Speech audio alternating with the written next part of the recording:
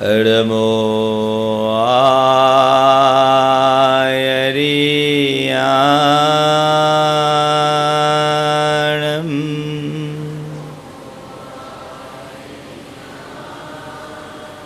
नमो उवज्झायाणं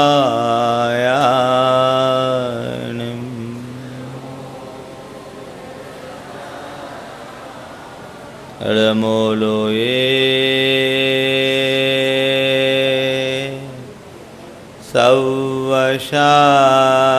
सवशाहुनं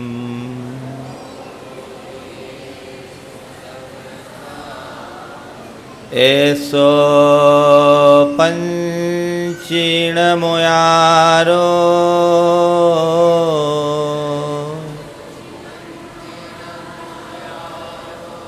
सौवपावपणाशनो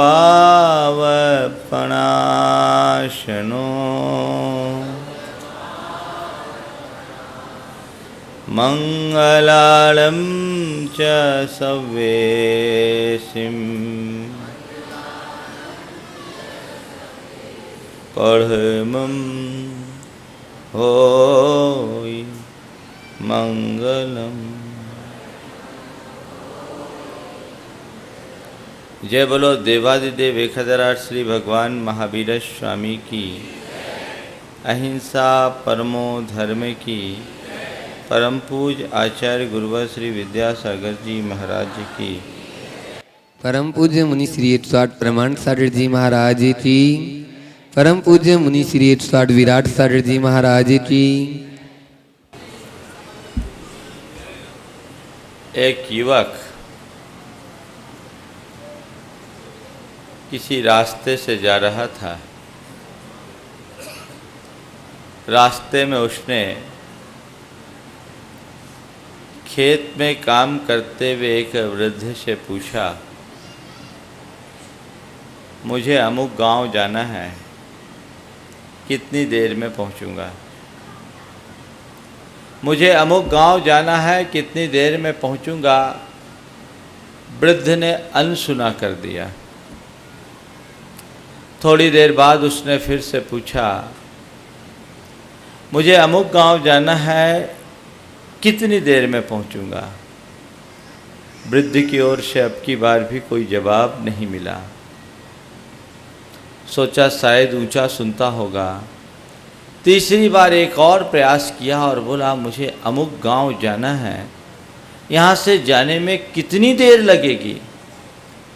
कोई जवाब नहीं। सोचा पता नहीं आदमी बहरा है। वो आगे बढ़ गया। 100 कदम आगे बढ़ा होगा कि वो बूढ़ा खेत से सड़क पर आया और जोर से आवाज़ लगाते हुए कहा कि युवक ठहरो, युवक ठहरो, तुम्हें अपने गांव जाने में सिर्फ 2 घंटे लगेंगे। अब की बार युवक के आश्चर्य का पारावार नहीं रहा। उसने कहा, हद हो गई, मैंने 3 दफ़े जब पूछा तो तुमने कोई जवाब नहीं दिया, और जब मैं चल दिया तब तुम बाहर आकर के जोर से जवाब दे रहे हो। क्या कारण है? पहले जवाब क्यों नहीं दिया? वृद्ध ने कहा कि भैया, जब तक चाल न देख लूं दूरी कैसे बताऊं? जब तक चाल न देख लूं दूरी कैसे बताऊं? सवाल दूरी का नहीं, चाल का है। हम किस चाल से चल रहे हैं, अपने लक्ष्य की तरफ उसी हिसाब से पहुंचेंगे। हमने कल भगवान का जन्म कल्याणक मनाया। वे अपने जन्म की सार्थकता के मार्ग में लगे। उनने अपना जन्म सफल किया और उनके निमित्त से इस धरती पर अनेक प्राणियों का जन्म सफल हुआ। हमारे साथ अब कल्याणक की कोई संभावना नहीं, पर कल्याण की पूरी संभावना है। आज भगवान कल्याणक के साथ तब कल्याणक को धारण करेंगे, दीक्षा अंगीकार करेंगे। आप दोपहर में देखेंगे राग और वैराग्य का चरम रूप आपको एक साथ दिखाई पड़ेगा।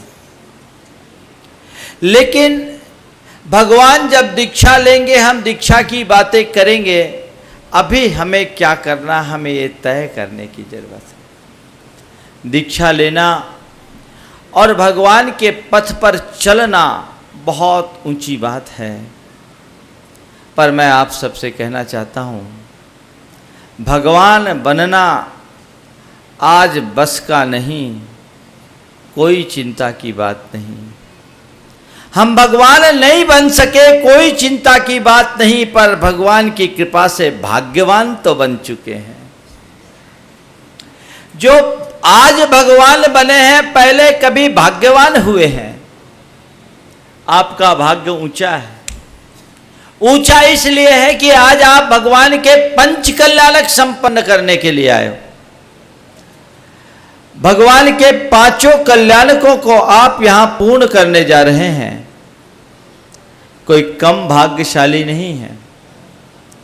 तीर्थंकरों का जब साक्षात पंच कल्याणक होता है तो कोई विरला जीव ही उनके पांचों कल्याणक में शामिल हो पाता हो इस धरती का।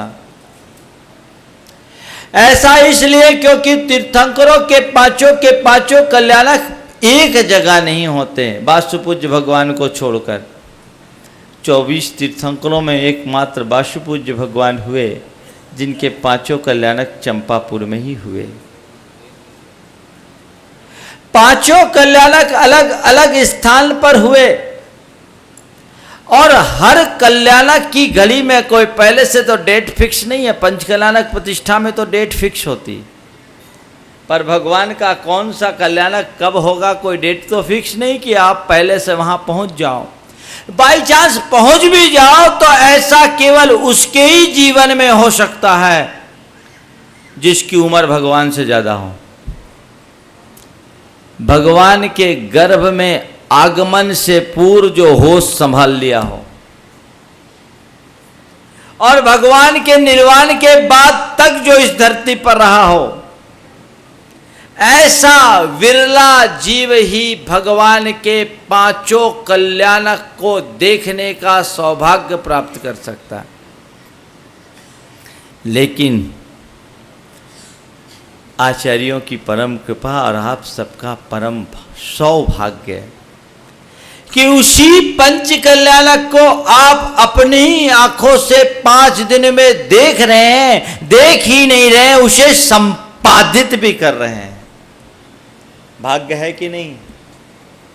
निश्चित आपका भाग्य है। ये भाग्य आपको मिला आपके अनेक जन्मों का पुण्य फला, तब ये संयोग बने। आप भाग्यशाली हो गए, भाग्यवान बन गए। मैं आपसे कुल इतना ही कहना चाहता हूं, आज अपने भाग्य को सौभाग्य में परिवर्तित करने का प्रयत्न करो।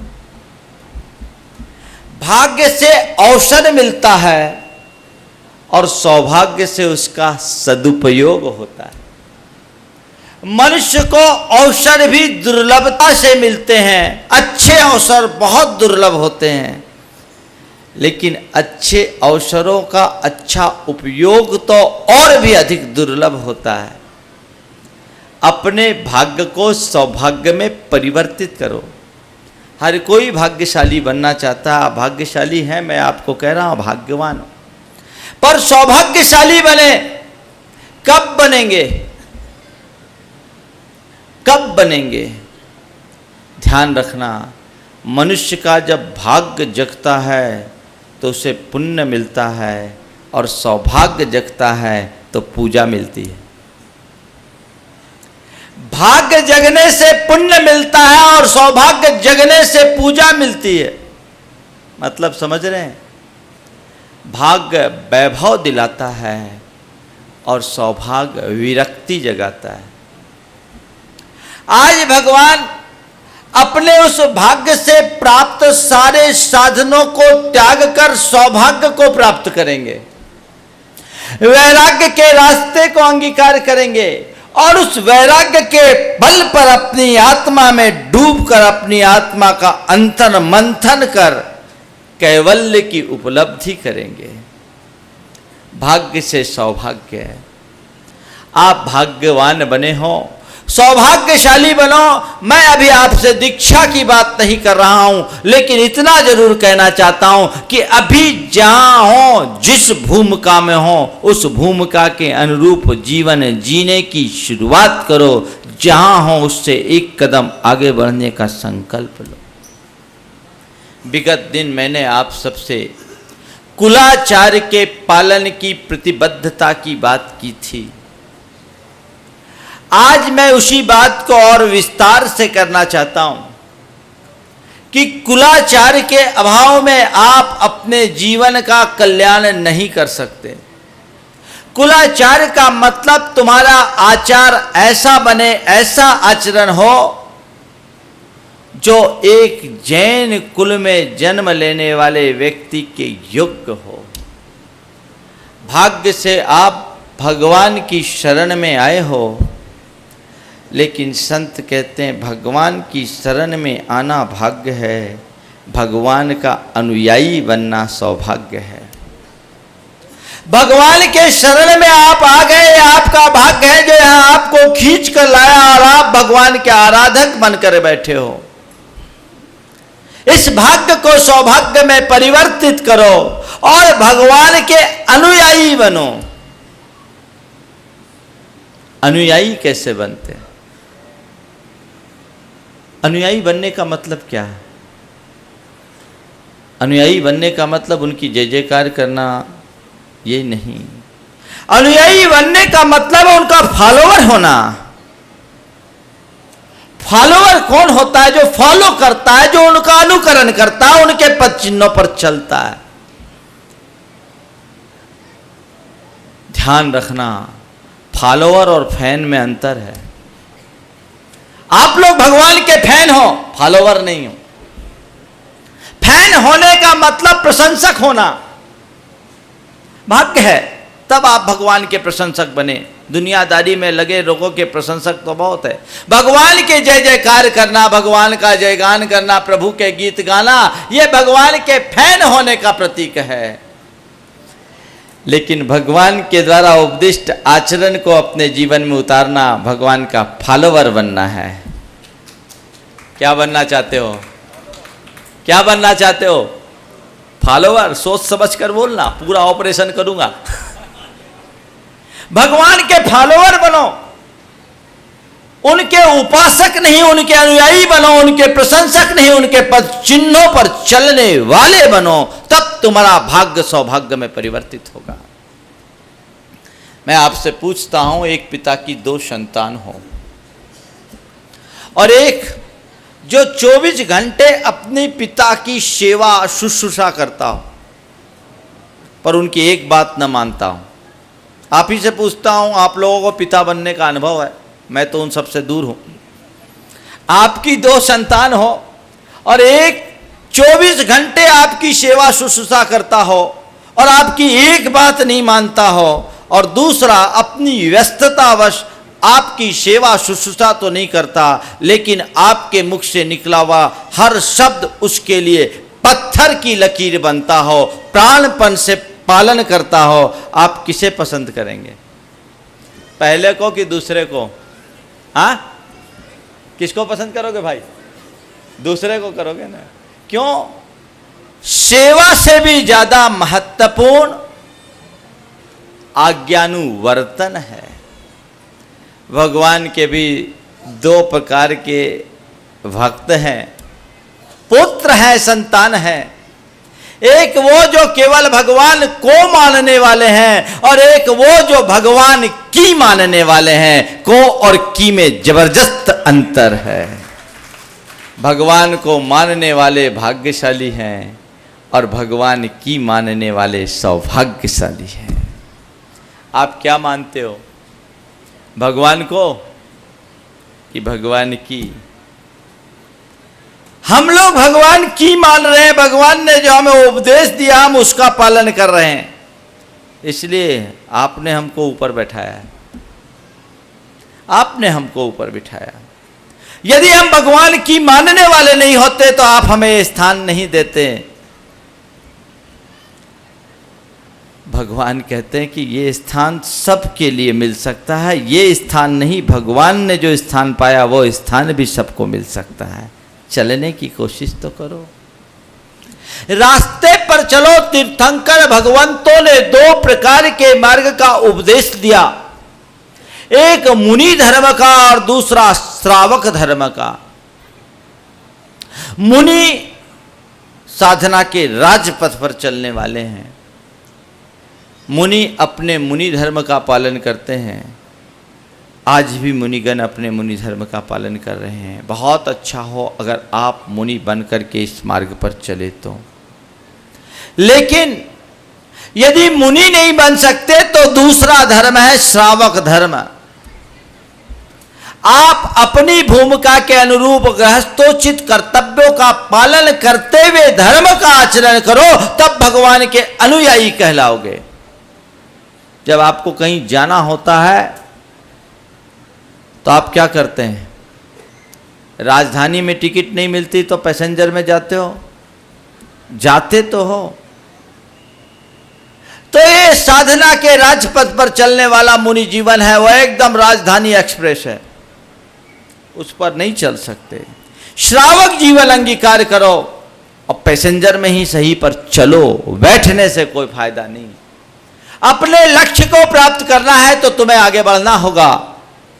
इसलिए दो मार्ग बताए गए, एक मुनि का मार्ग और एक श्रावक का मार्ग। अपनी भूमिका के अनुरूप, अपनी शक्ति और परिस्थिति के अनुरूप किसी न किसी मार्ग का अनुकरण करना ही चाहिए। तुम मुनि बन सके बहुत अच्छी बात, मुनि नहीं बन सके तो कम से कम एक अच्छे श्रावक तो बनो। और श्रावक में भी कई रूप दिए, कई रूप दिए। एक उत्तम श्रावक है, एक मध्यम श्रावक है, एक जघन्य श्रावक है, एक व्रती है, एक अव्रती है। तुम व्रत संयम धारण करो, आगे बढ़ो, उत्तम श्रावक बनो, अच्छी बात है। गृहस्थी में रहते हुए प्रतिमाओं का पालन करके मध्यम श्रावक बनो, ये दूसरी बात है। और सामान्य अपने शुद्धाचारी बनकर जघन्य श्रावक बनो, ये तीसरी बात है। अव्रती भी हो, यदि तुमने कोई व्रत अंगीकार नहीं किया तो भी कम से कम जैन हो तो अपने नाम के साथ जैन लिखने लायक बन जाओ, तो भगवान महावीर के या तीर्थंकरों के तुम अनुयायी कहलाने के अधिकारी हो जाओगे। पहली क्लास में तो प्रवेश करो। पहली क्लास में प्रवेश के लिए क्या होना चाहिए? आप अपने नाम के आगे जैन लिखते हैं, जैन लिखते हैं। जैन होने का मतलब जानते हो क्या है? जैन होने का मतलब, जैन, थोड़ा मेरे हिसाब से चलो, जैन को अंग्रेजी में हम कैसे लिखते हैं? JAIN, 4 अक्षर है। ये 4 बातें जिसके जीवन में प्रकट हो जाए उसका जीवन धन्य हो जाए। J for justice, A for affection, I for introspection और N फॉर नॉन वायलेंस। ये 4 मूल तत्व हैं जैन होने के। तुम्हारे भीतर जस्टिस हो, नैतिकता हो, न्याय नीति से चलने की प्रवृत्ति हो। अगर तुम जैन हो और अनैतिकता का कार्य करते हो तो कभी भी भगवान के अनुयायी नहीं कहला सकते, अपितु भगवान के नाम पर कलंक हो। जैन हो, तुम्हारे भीतर नैतिकता का पुट होना चाहिए। जैन होने के नाते तुम्हारे मन में प्राणी मात्र के प्रति अफेक्शन, प्रेम होना चाहिए। और जैन हो तो तुम्हारे भीतर एक अंतर्दृष्टि होनी चाहिए, इंट्रास्पेक्शन होना चाहिए, आत्मनिरीक्षण की वृत्ति होनी चाहिए, अपने भीतर झांक कर अपनी खूबियों और खामियों को देखने की ललक होनी चाहिए। और जैन होने के नाते तुम्हारे अंदर नॉन वायलेंस होना चाहिए। अहिंसा को अपने जीवन का आदर्श मान करके चलना चाहिए। आप करते हैं? हमारे शास्त्रों में इन्हीं बातों को अलग अलग शब्दों में कहा। मैंने जो एक शब्द आप सबके बीच कहा, कुलाचार का पालन, उस कुलाचार में ये सब बातें आ जाती है। आप पुराने अतीत की बात को याद करें। हम पुराने बुजुर्गों से ये सुनते हैं कि एक जमाने में जैनियों का समाज में बहुत ऊंचा स्थान था, बहुत ऊंचा स्थान था। और ऐसा भी कहा जाता है कि उस समय अगर अदालत में जैन को गवाही देना होता था तो उसे अलग से किसी सौगंध की जरूरत नहीं पड़ती थी। मैं जैन हूं इतना कह देना पर्याप्त था। क्यों? क्योंकि उस समय जैन और झूठ एक दूसरे के विरोधी हुआ करते थे। जैनियों की इतनी उच्च गुडविल थी, वह जैन अपने कुलाचार के पालन में प्रतिबद्ध रहा करते थे। आज सब खत्म हो गया, सब खत्म हो गया।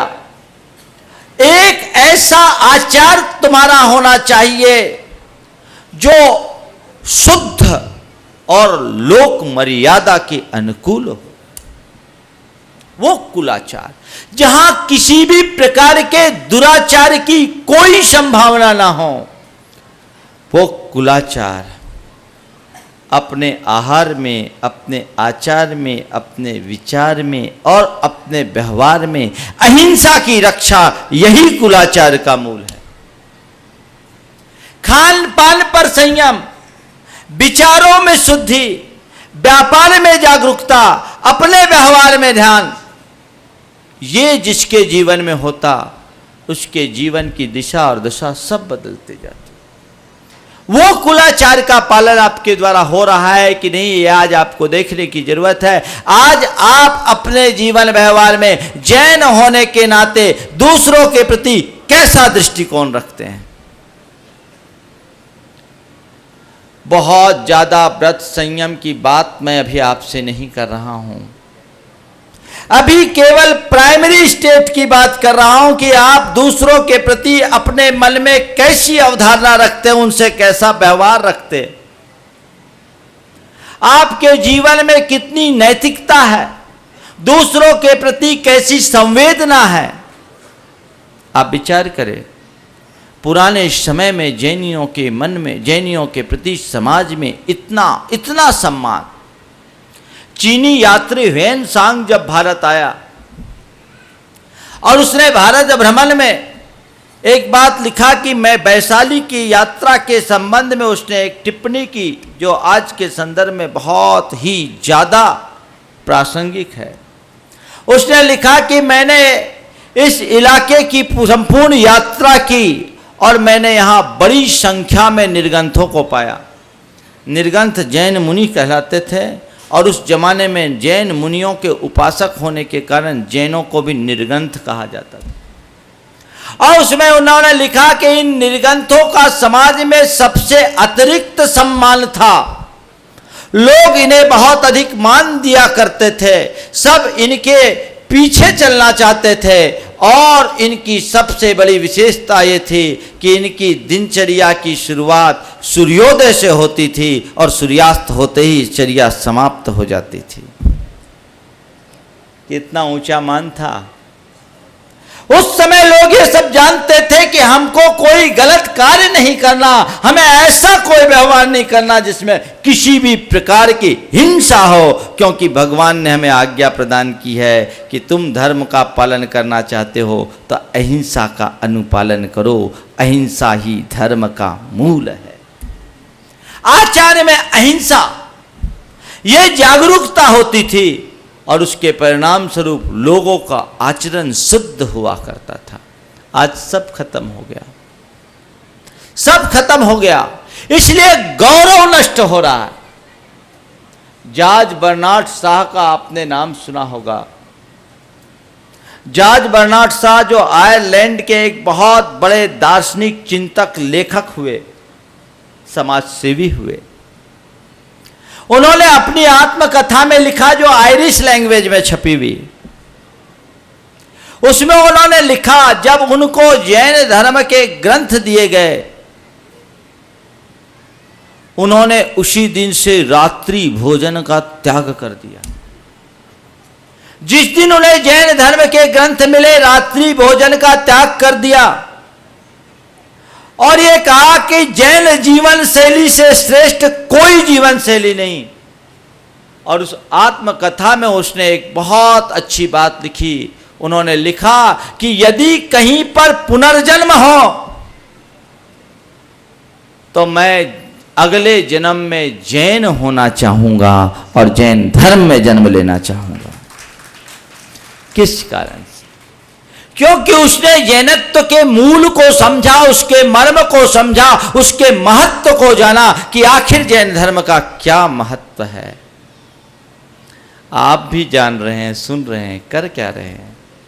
मैं समझता हूं जो व्यक्ति जैन धर्म के मूलभूत सिद्धांतों का आचरण कर रहा है, भले वो जन्म से जैन कुल में जन्म न लिया हो, तो भी वो व्यक्ति भगवान का अनुयायी होने के कारण सौभाग्यशाली है। और जैन कुल में जन्म लेने के बाद भी, भगवान के गीत गाने वाला होने के बाद भी, यदि भगवान के बताए मार्ग पर एक कदम भी नहीं चल रहा है तो वो सच्चे अर्थों में किसी काम का नहीं। आप क्या कर रहे हैं? अनुयायी बनिए। कैसे बने अनुयायी? अपने आचार विचार व्यवहार में अहिंसा, उस अहिंसा का पालन होना चाहिए। आपके अन्न की शुद्धि होनी चाहिए, नंबर 1, जो आपके आहार से रिलेटेड है। किसी भी प्रकार के अभक्ष्य वस्तुओं का सेवन आपके भोजन में नहीं होना चाहिए। कल मैंने मद्य, मांस और मधु के त्याग की बात कही थी। इनका दृढ़ता से त्याग होना चाहिए। और ऐसे अन्य भी जिन चीजों का जैन परंपरा में निषेध किया गया है, आप उनके खान पान से परहेज कीजिए, तब आप भगवान के अनुयायी कहलाओगे। तब आप भगवान के अनुयायी कहलाओगे। भगवान ने करुणा करके हम सबको मार्ग दिया और हम उसकी अनसुनी करें तो इससे बड़ा अभागा और कौन होगा। अपने अन्न की शुद्धि होनी चाहिए। ऐसा कोई अन्न आपके पेट में न जाए जिसमें किसी भी प्रकार की हिंसा या शोषण का पुट होता हो। आप धारणा बनाए। रात्रि भोजन के त्याग की बात भी जो जैन परंपरा में की गई, वो इसी अहिंसा की रक्षा के लिए किया गया। इसके पीछे बहुत बड़ी वैज्ञानिक धारणा है कि सूर्य के किरणों में केवल प्रकाश नहीं होता, प्रकाश के साथ साथ प्राशुकता भी होती। यद्यपि प्रकाश के अनेक स्रोत हैं, कृत्रिम और अकृत्रिम, पर सूर्य प्रकाश का मुकाबला कोई नहीं कर सकता। सूर्य के प्रकाश में रहने वाली अल्ट्रावायलेट और इंफ्रारेड रेज के कारण दिन में सूक्ष्म जीवों की उत्पत्ति नहीं होती और जो पहले से उत्पन्न होते हैं उनका संचार नहीं होता। रात्रि होते ही, सूर्यास्त होते ही उनका संचार शुरू हो जाता है। आप अभी जितनी निश्चिंतता से बैठे हैं, शाम के समय मच्छरों के मारे आप चैन से नहीं बैठ सकते। तो भगवान कहते हैं कि देख, अगर तू रात अंधेरे में खाएगा तो किसी न किसी रूप में तुम्हारे भोजन में उन जीवों के सम्मिलित होने की संभावना होगी, उनके समाविष्ट होने की संभावना होगी। और यदि धोखे से एक भी जीव तुम्हारे भोजन में समाविष्ट हो गया तो तुम्हारी अन्न शुद्धि खत्म हो गई, आहार शुद्धि खत्म हो गई।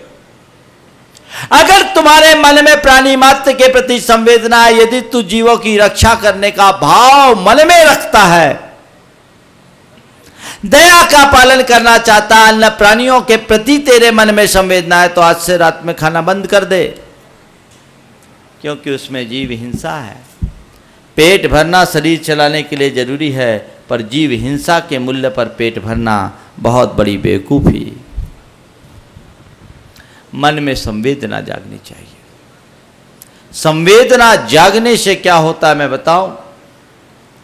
हम लोगों का भोपाल में चातुर्मास था, शिविर लगा, बेनाड़ा जी आए थे, पुष्पा जी भी थे उस शिविर में। 3000 लोग उस शिविर में शामिल थे। 8 दिन का शिक्षण शिविर था और उस शिविर में चूंकि जैन स्कूल में भी वो शिविर का कार्यक्रम चल रहा था, तो बहुत से बच्चे जो नॉन जैन थे वो भी उसमें शामिल हुए। 5 सेक्शन केवल नॉन जैन बच्चों का बनाया गया। उस शिविर का परिणाम मैं आपको बता रहा हूँ, संवेदना जागने से क्या होता है। वहाँ के एक चार्टर्ड अकाउंटेंट थे दीक्षित साहब, उनकी एक 10 साल की बच्ची भी उस शिविर में थी। उस शिविर में 5 साल से लेकर 80 साल तक के लोग थे। 10 साल की बच्ची उस शिविर में थी, और शिविर में जब उसे जैन धर्म के बारे में बताया गया, रात्रि भोजन आदि के विषय में बताया गया, उस बच्ची ने रात्रि भोजन छोड़ दिया। उसने छोड़ा सो छोड़ा। दीक्षित साहब ने अपने एक मित्र से कहा, जो आकाशवाणी में डायरेक्टर थे, चौधरी साहब, उनसे कहा, भैया तुम्हारे महाराज ने शिविर क्या लगा लिया, हमारे लिए तो बहुत मुश्किल खड़ी होगी। बोले क्या हो गया? बोले मेरी बच्ची उस शिविर में शामिल हुई और वो रात्रि में भोजन छोड़ आई। अब मैं अगर रात में खाने बैठा तो मुझसे कहती, पापा आप क्या खा रहे हैं, इसमें तो बहुत बड़ा पाप लगेगा, इसमें जीव हिंसा है, मांस खाने का दोष लगेगा, आप रात में मत खाओ। मैं क्या बताऊं, बेटी तो वहाँ गुरुओं के वचन सुन करके सुधरी, पर मेरी बेटी ने मुझे सुधार दिया, मैंने रात्रि भोजन छोड़ दिया। आप विचार करिए, भगवान की जयकार करते हो, रात्रि भोजन छोड़ने के लिए तैयार हो। आजकल जैनियों में अधिकतर लोग रात में खाने लगे। एक जमाने में कहा जाता था, जब हम छोटे थे दूध लेने जाते थे तो ग्वाला बोलता था, जैनी लोग सियार भूखने के बाद नहीं खाते। अब ज्यादा होशियार हो गए। क्या हो गया? पहचान खत्म कर दी। तुम्हारे मन में जीव हिंसा के प्रति जो ग्लानि होनी चाहिए वो खत्म हो गई। गड़बड़ी नहीं होगी तो क्या होगा? उस गड़बड़ी से अपने आप को बचाइए। मन में संवेदना जागनी चाहिए, ज्यादा देर नहीं लगती। 1997 में मैं जबलपुर में था, वहां एक बहुत बड़ा कार्यक्रम चल रहा था, और उन्हीं दिनों हमने रात्रि भोज और रात्रि विवाह की प्रवृत्ति पर अंकुश लगाने का एक अभियान छोड़ा था। दिन में शादी, दिन में भोज, सामूहिक रूप से जैन समाज में हो, वो चला। आपके आज हजारीबाग में भी वो चल रहा है। लगभग जिधर जिधर हम लोगों का पदार्पण हुआ उस तरफ ये हो गया। उस कार्यक्रम के संपन्न होने के उपरांत एक डॉक्टर दंपति मेरे पास आए। डॉक्टर एमडी मेडिसिन थे और डॉक्टरनी गायनोकोलॉजिस्ट थी। उम्र उस समय उनकी 40 से 45 के बीच थी। दोनों ने द्विवेदी ब्राह्मण, दोनों ने मेरे चरणों में श्रीफल रखा और कहा, महाराज श्री, हम दोनों ने घर के छत पर बैठ कर आपके प्रवचन सुने। हम दोनों ने घर के छत पर बैठकर आपके प्रवचन सुने और तभी आपको परोक्ष रूप से प्रणाम करके रात्रि भोजन का त्याग कर दिया। महाराज श्री, आज आपके चरणों में आए हैं, आप आशीर्वाद दीजिए। आज से हम शाम 6:30 के बाद जल भी ग्रहण नहीं करेंगे। एक डॉक्टर व्यक्ति जो जन्म से जैन नहीं और छत पर बैठकर प्रवचन सुनने वाला रात्रि भोजन को त्याग रहा है, सामने बैठने वालों का क्या हाल है? विचार करो, किस मानसिकता से आप सुन रहे हैं? महाराज का काम सुनाने का, मेरा काम सुनने का, तो कुछ नहीं होगा। अगर अंदर कुछ आंदोलित होता है तब आपके लिए कुछ होगा।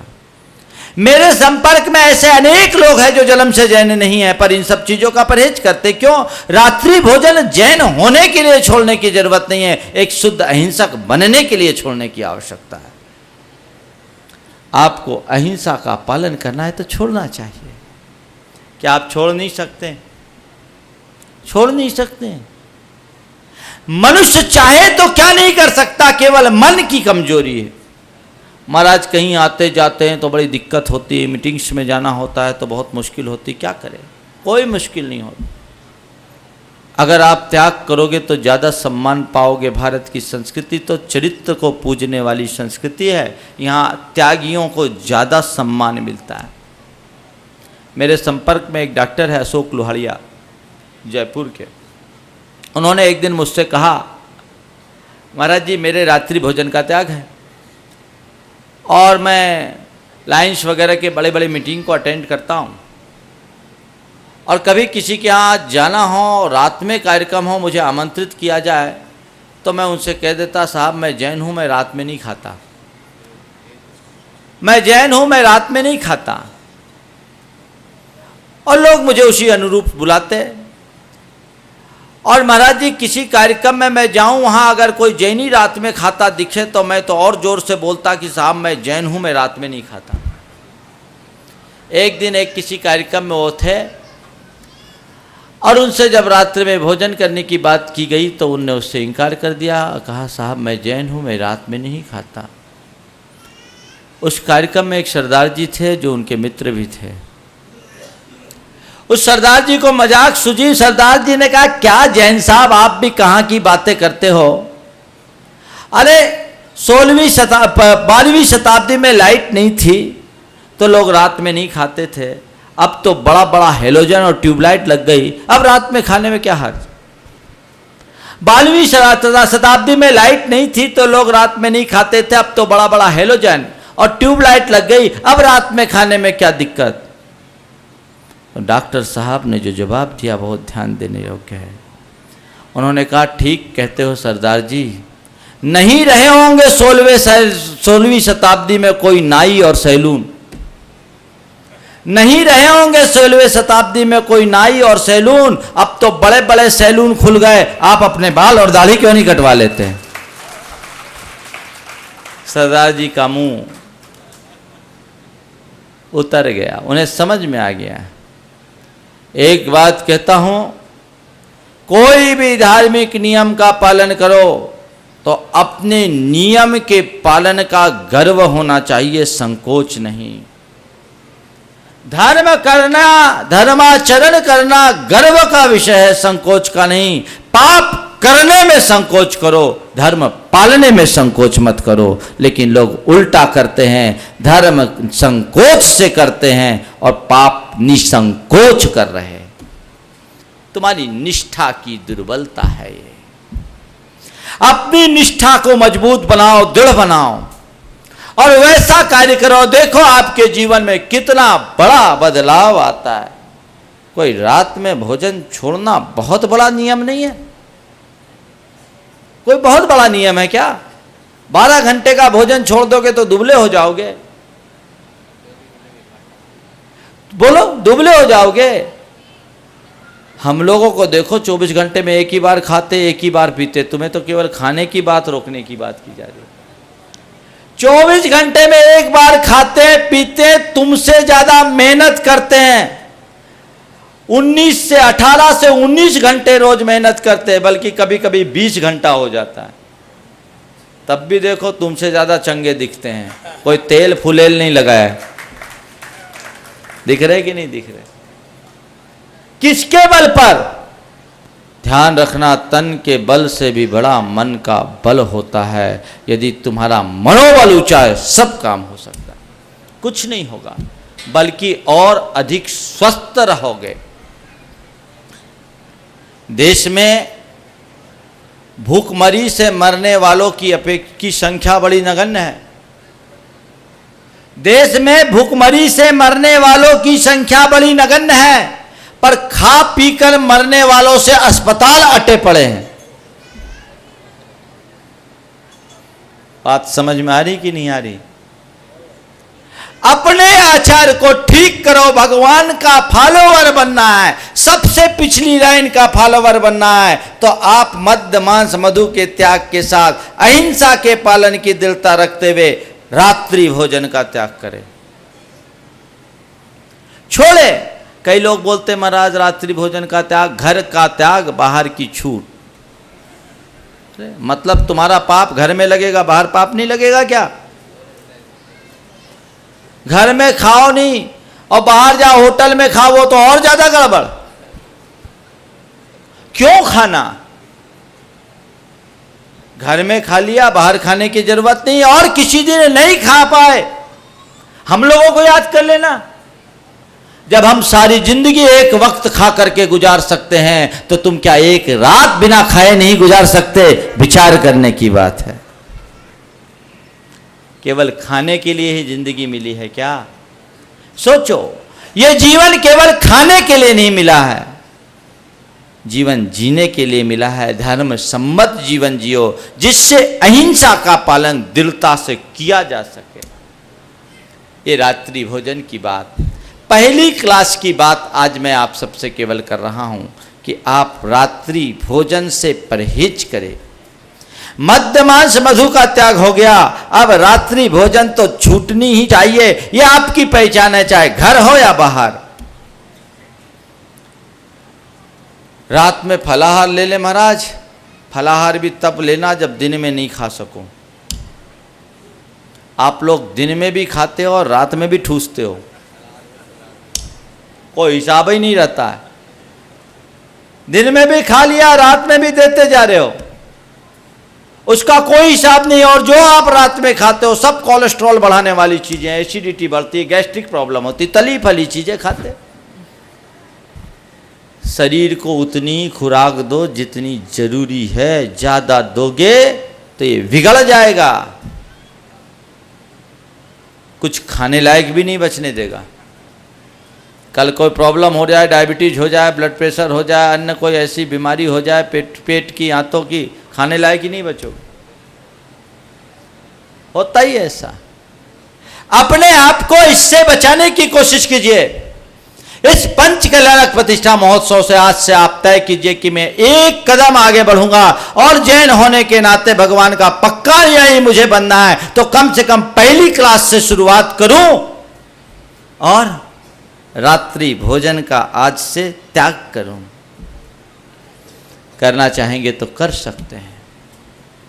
किसी भी प्रकार का व्यसन मेरे घर में ना आए, किसी भी प्रकार की बुराई मेरे घर में ना आए, मेरे घर में प्रेम का साम्राज्य हो, मैं कोई अनैतिकता का आचरण न करूं।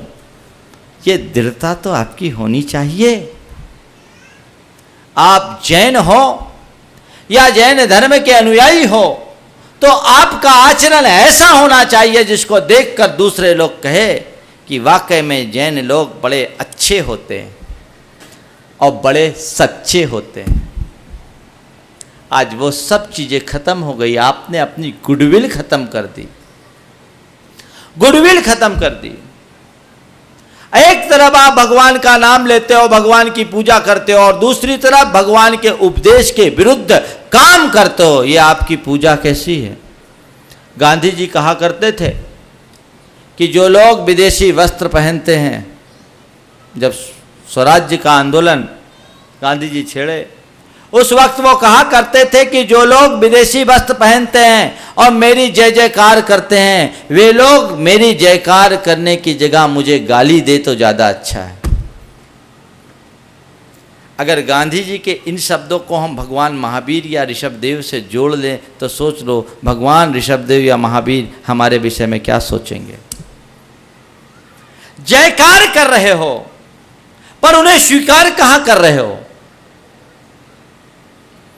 धर्म की प्रभावना, सच्ची प्रभावना मनुष्य के आचरण से होती है और आचरण तब तक प्रकट नहीं होता जब तक निष्ठा बलवती नहीं होती। अपनी निष्ठा को बलवान बनाइए, दृढ़ आचरणी बनने का प्रयास करिए।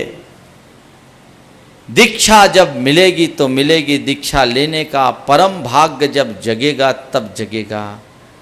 अभी अपने भाग्य को सौभाग्य में बदलने की तैयारी तो कर लो। जीवन का कोई भरोसा नहीं, कब तुम्हारे साथ क्या घटना घट जाए।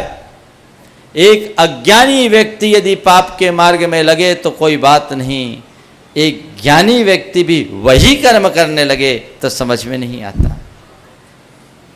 आप अपने आप को बदलने की कोशिश कीजिए। आपने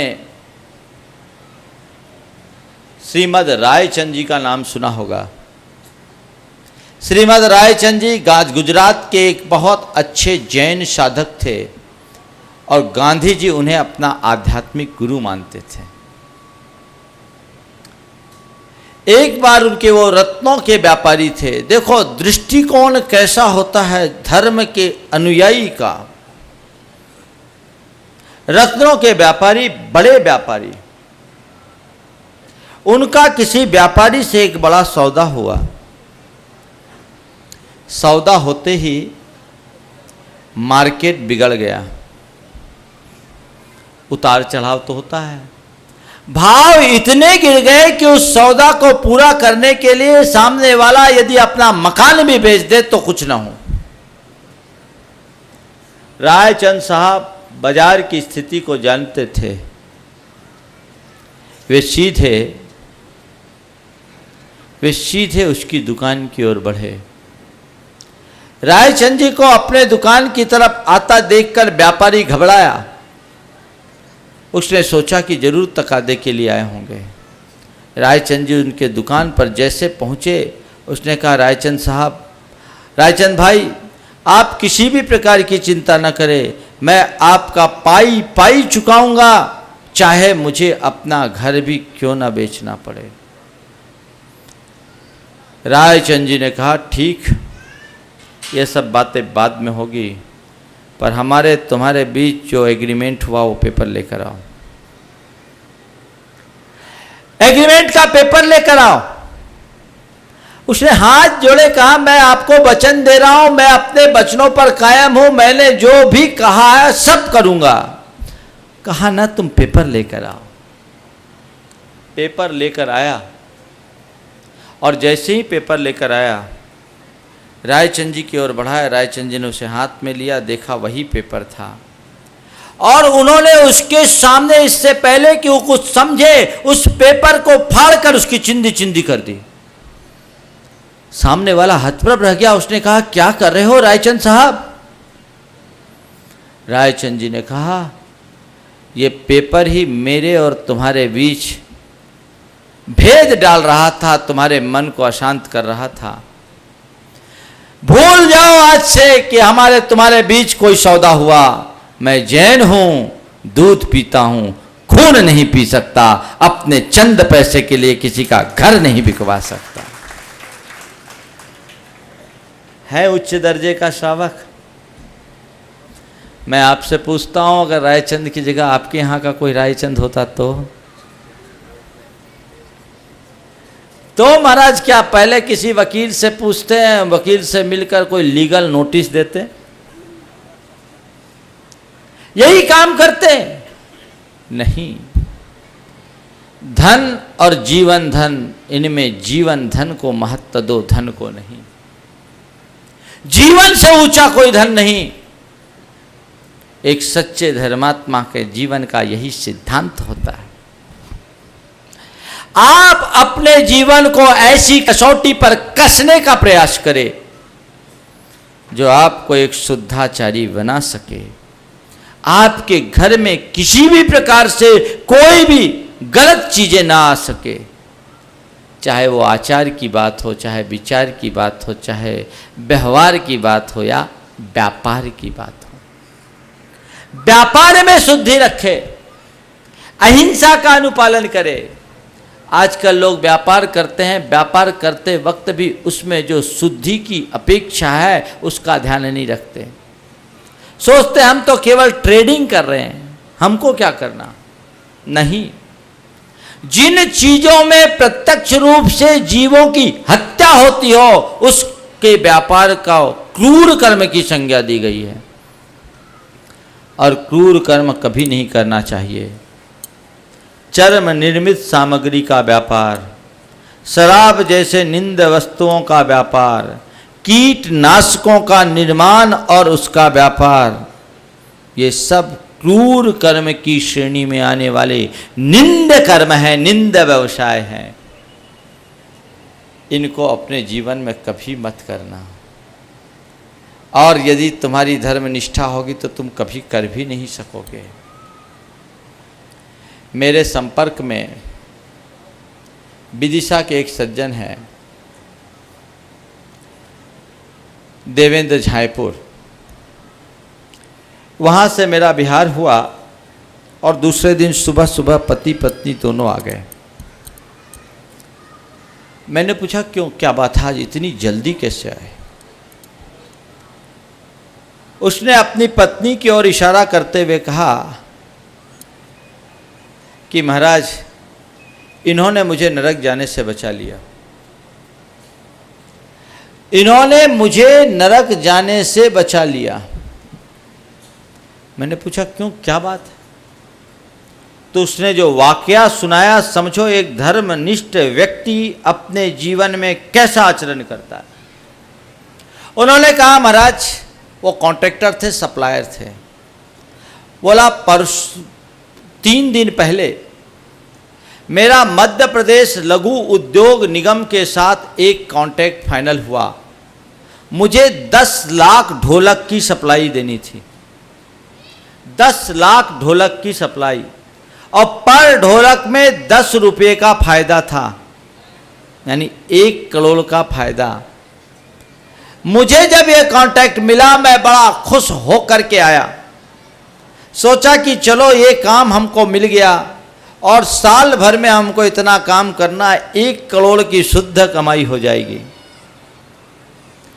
महाराज जी, मैंने जैसे इनको सुनाया कि आज 10 लाख ढोलक के सप्लाई का कॉन्ट्रैक्ट मिला, मेरी पत्नी ने उसकी ओर इशारा करते हुए कहा, इन्होंने अपने दोनों कानों में उंगली डाल दिए। बोले ये क्या कर लिया आपने, ये नरक जाने का काम आपने कैसे कर लिया? ढोलक की सप्लाई का आपने कॉन्ट्रैक्ट कैसे ले लिया? आपको पता नहीं कि ढोलक चमड़े से बनता है, और चमड़े की चीज की सप्लाई आप देंगे तो इसका परिणाम क्या होगा? हमको ऐसा पैसा नहीं चाहिए। उसने कहा, मैंने इनको समझाया कि अपने को तो केवल सप्लाई देना है, हमको खोड़ी बनाना है, हम नहीं देंगे तो दूसरे तो देंगे ही। कई तरह से तर्क दिए, पत्नी एक नहीं मानी। मैंने उनसे कहा कि इसमें अपना रुपया डूब जाएगा जो सिक्योरिटी में जमा हुआ है। उसने कहा, रुपया डूबता है तो डूब जाने दो, हम अपनी जिंदगी को नहीं डूबने देंगे। आप चाहे जैसे हो, इस सौदे को निरस्त करो। बोला, मैंने पहले दिन तो उसे बहुत तरह से समझाने बुझाने की कोशिश की, वो नहीं मानी, और उसने कह दिया, जब तक आपका ये कॉन्ट्रैक्ट कैंसिल नहीं होता तब तक के लिए मेरे अन्न जल का त्याग है। दृढ़ता देखो, जब तक कॉन्ट्रैक्ट कैंसिल नहीं होता मेरे अन्न जल का त्याग हो सकता है। ये प्रवचन अभी वो सुन रही हो, मेरे अन्न जल का त्याग है। एक दिन हो गया, दूसरे दिन जब 2 दिन पत्नी भोजन नहीं की तो उससे रहा नहीं गया। वो सीधे विदिशा से भोपाल गए और इस कॉन्ट्रैक्ट को कैंसिल करके आए। रात में आए, जब कुछ लेने के लिए कहा तो कहा कि चलो, रात में तो मैं ऐसे भी नहीं लेती, कल सुबह महाराज का आशीर्वाद लेंगे और संकल्प लेंगे कि भविष्य में भी इस तरह का कोई कार्य नहीं करेंगे, तब हम अन्न जल को ग्रहण करेंगे। ये है धर्म के प्रति प्रतिबद्धता का उदाहरण, अहिंसा के प्रति प्रतिबद्धता का उदाहरण। मैं सोचो अपने छाती पर हाथ रख करके कि यदि तुम्हारे पास ऐसा कोई ऑफर हो तो तुम क्या करोगे? जिसकी धर्मनिष्ठा गहरी होती है उसके लिए पैसा गौण होता है, और जिसके लिए पैसा ही प्रमुख बन जाता है उसका कोई धर्म नहीं होता। धर्म नहीं होता। पैसा को प्रमुखता मत देना जीवन में, अपने व्यापार में शुद्धि रखना। इस तरह का कोई कार्य नहीं करना जिसमें हिंसा होती हो, शोषण होता हो, किसी दूसरा का अहित होता हो। ये व्यापार की नीति होनी चाहिए। यदि ऐसा आप सब करते हैं तो मानना आप भगवान के अनुयायी कहलाने के अधिकारी हो, नहीं तो उपासक ही हो। क्या बनना चाहोगे? आज से बोलो, फैन तो बने हो। क्या बनना है? क्या आवाज़ ही नहीं आ रही? फॉलोवर की आवाज़ इतनी मद्दी नहीं आती। क्या बनना है? जोर से बोलो थोड़ा। फॉलोवर बनना है? पक्का कि कच्चा? ऐसा तो नहीं कि जब तक इस सभा मंडप में तब तक फॉलोवर और उसके बाद फॉलोवर भाग जाओ। कैसा? पक्के फॉलोवर बनो। और बनना चाहते हो तो एक बार हाथ उठाओ तो। हाथ उठाओ। हम भगवान का अनुयायी बनना चाहते, देख लो हाथ उठा लिया, कितने लोगों ने उठाया एक बार देखे, परसेंटेज देखे। अरे हम बोले भगवान के अनुयायी बनना चाहते हो कि नहीं, कैसा अनुयायी, ये थोड़ी बोल रहे हैं हम। ये तो बोलो हम भगवान के अनुयायी बनना चाहते हैं, हम भगवान के फॉलोअर बनना चाहते हैं। कौन कौन है जो भगवान का फॉलोअर नहीं बनना चाहता, थोड़ा देखें। ऐसा कौन है जो भगवान का फॉलोअर नहीं बनना चाहता? सब बनना चाहते हैं। तो जो जो भगवान के फॉलोअर बनना चाहते हैं एक बार हाथ उठाओ देखें। अब उठाना सब, ले भैया, लगे तो हजारीबाग में उठाए रखो। बिल्कुल आप सबकी अनुमोदना मुझे दिख रही है और मैं चाहता हूं आज आप लोग भगवान के अनुयायी होने के नाते केवल 2 संकल्प आपको दिखलाता हूं। अपने व्यापार में हिंसा का प्रतिकार करेंगे, जिसमें प्रत्यक्ष रूप से त्रस्त जीवों की हिंसा। 3 प्रकार के व्यापार की मैंने आज बात की। चर्म निर्मित वस्तुओं का प्रयोग, शराब का व्यापार और कीटनाशकों का व्यापार अपने जीवन में नहीं करेंगे। और यदि कोई कर रहे हैं तो वो मेरे पास अलग से मिलकर रास्ता लेंगे और आगे के लिए अपना मार्ग प्रशस्त करेंगे। जो नहीं कर रहे हैं वे संकल्प ले ले कि भविष्य में मुझे चाहे कैसा भी ऑफर मिले हम नहीं करेंगे। व्यापार में किसी भी प्रकार के हिंसा का काम नहीं करेंगे, हिंसा का व्यापार नहीं करेंगे। और रात्रि भोजन का आज से त्याग, कम से कम आप रात्रि में सब प्रकार के भोजन का त्याग नहीं कर सकते तो इतना कर लो, रात में हम खाएंगे नहीं, पीने की छूट। पीने का मतलब वो वाला पीना नहीं, पेय की छूट। मामला गड़बड़ हो जाएगा, क्योंकि पीने वाले तो रात ही में पीते हैं, समझ गए, उसको तो पहले ही छोड़ दिया आपने, समझ गए। तो रात्रि में हम केवल खाएंगे पिएंगे नहीं, चलेगा? खाएंगे नहीं पिएंगे, रात्रि में पेय वस्तुओं के छोड़कर और कुछ नहीं, जो लिक्विड लिया जा सकता वो लेंगे, बाकी कुछ नहीं, चलेगा? कितने लोग मेरी विचारों से सहमत हो? थोड़ा हाथ उठा दो।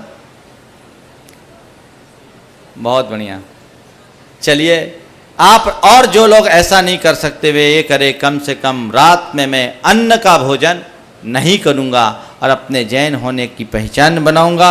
यदि आप इतना करते हैं तो समझना आप भगवान के अनुयायियों की श्रेणी में अपना स्थान बना लिए। इनको पाक्षिक श्रावक कहा जाता है, जो भगवान के पक्ष के अनुरूप आचरण करता है, कुलाचार का पालन करता है, वो पाक्षिक सबसे पहली क्लास का बनना है कि नहीं बनना? नीचे वाले के तो हाथ उठ रहे, ऊपर वालों का कोई पता ही नहीं है। माला फेरने में लगा दिया है प्रतिष्ठाचार्य ने। क्यों भाई? जो मैं बोल रहा हूं ऊपर वालों के तो सबके हाथ उठने चाहिए। क्या कह रहा हूं? उठाओ हाथ। हाँ, क्यों पीछे वाले नहीं दिख रहे? हाँ, चलिए अब मैं आज आप सबको एक बार खड़ा करके संकल्प दिलाना चाहता हूं। मैं चाह रहा हूं जब 3 बार मेरे से मेहनत करा रहे हो तो आउटपुट भी तो होना चाहिए। फ्री फोकट में काम क्या, इतनी गर्मी में पसीना बहाऊं और कुछ काम ना हो तो मतलब नहीं। चलिए सब अपने स्थान पर खड़े हो जाइए और जो मैंने बातें आप सबसे की है वो 2 आपको संकल्प लेना है। कवर कर लो भैया पूरा अच्छे तरीके से।